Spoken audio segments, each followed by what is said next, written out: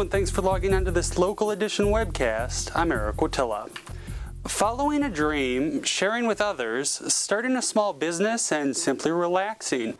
These are all ways to describe what one woman from Falmouth is doing, and she's doing it all in her own backyard. I love it here. It's peaceful, it's quiet. You see deer out in the woods. It's just a nice place to get refreshed, get back in tune with nature and so on. And I want to share that with other people.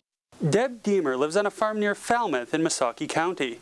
For years, she's dreamed of starting her own bed and breakfast, and after a visit to Ohio, she decided to make that dream a reality earlier this year. It was actually last year in March that I went down to Holmes County, Ohio. And I stayed at a lovely bed and breakfast. And it was so soothing for me. I stayed longer than I had planned. And I decided then and there, I'm going to go home and I'm going to create this at my house. And with a little bit of redecoration, Deemer did just that.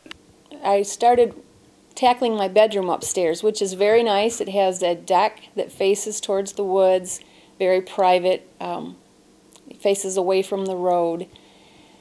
And thought, you know, it won't take a lot to make it guest-friendly.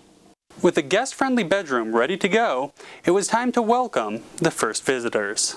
My first guest came on Valentine's Day, and it was a young couple who had been married, I believe, 4 months, and they brought their daughter, and we had a lovely time.